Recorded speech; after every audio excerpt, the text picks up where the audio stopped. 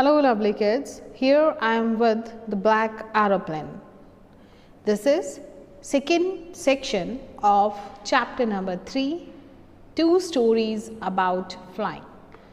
In the previous videos, we learnt and read chapter number 3, section number 1, which was about his first flight.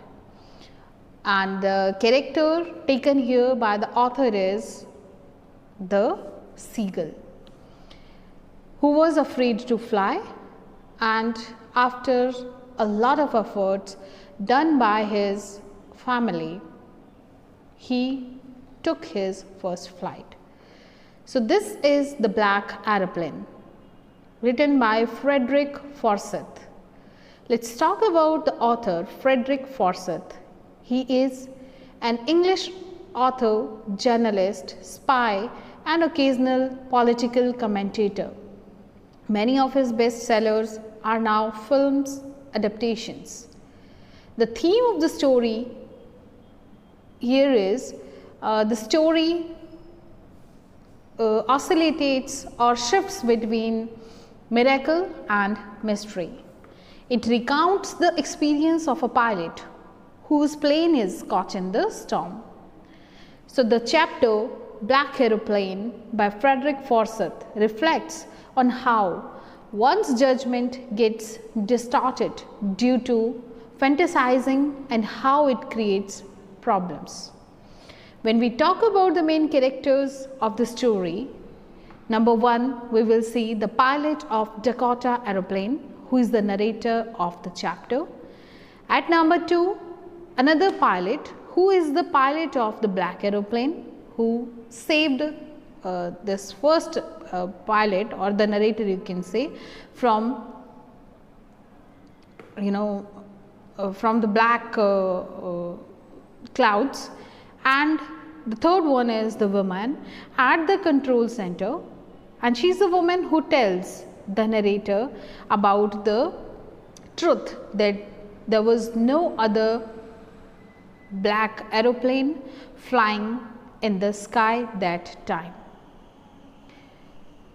So he was the narrator, the main character of the story, who is a pilot. So he is flying at night in his old Dakota DS-088 aeroplane to travel from France to England, and he dreams of his holiday and looks forward to meet his family. Along with that, he also thinks about having a good big English breakfast. Soon Paris was now left behind, but there were dark clouds forward that signaled upcoming storm. Though he knew that he should return back to Paris, as it would be unsafe and dangerous for him to fly in this weather, he decides to take a risk and flew his Dakota straight into storm. Look of the dark clouds that were a sign of the upcoming storm. Now everything gets dark. All the directions, instruments like his compass, were completely dead. He tried the radio, but that was also dead too. So when he was on his verge of giving up all his hopes, and he saw another plane whose pilot was waving at him in order to instruct him to follow. Half an hour passed and the strange black aeroplane was still ahead of him, guiding him through the storm, and now the pilot begins to worry as the fuel was almost finishing. Suddenly, he came out of the clouds and saw light of the runway in front of him, and felt happy and lucky to be rescued. When he returned back to look for the aeroplane or man who helped him through his storm, he could not see anyone, and so he decided to go to the control center to find the person and thank personally.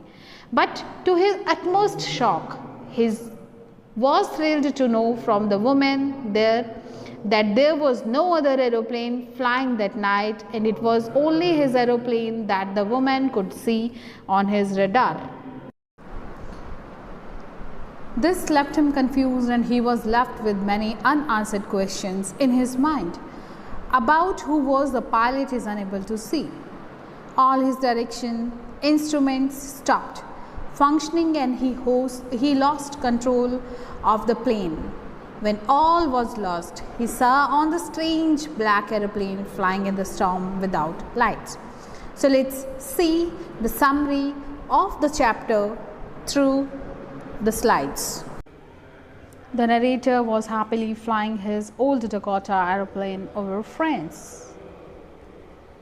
He was looking forward to flying back home for the holidays. So he contacted Paris Control and informed them that he was flying back to England. He then checked his map and compass. He was on his last tank, but he believed he could make it to England. He was dreaming of an English breakfast. 150 kilometers from Paris, he saw storm clouds in the sky. They looked like huge black mountains. The narrator thought he should return to Paris, but he really wanted to reach home and have breakfast. So, deciding to risk it, he flew in his Dakota in the storm. Everything went black. The narrator checked his compass. To his amazement, the compass was turning around. It wasn't working properly, none of his instruments. He couldn't contact Paris control room. He was now lost in the storm. Suddenly, he saw another aeroplane flying towards him. The pilot waved and told him to follow him. The narrator was glad. He followed the black aeroplane like an obedient child. Half an hour later, the narrator had been following the black aeroplane for quite some time.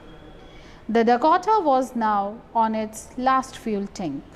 It would only last for a few more minutes. The narrator was beginning to feel afraid when the black aeroplane started circling down. Suddenly, he came out of the clouds. With joy, he saw a runway in front of him. He was safe. He looked around for the black aeroplane so he could thank the pilot, but there was no sign of the black aeroplane. He landed glad to be walking away from his Dakota. At the control tower, he asked about the other pilot. The woman at the counter looked at him puzzled. She told him that his plane was the only one she could see on the radar. The narrator was stunned. Who was the pilot in the black aeroplane without lights? This was the question for him.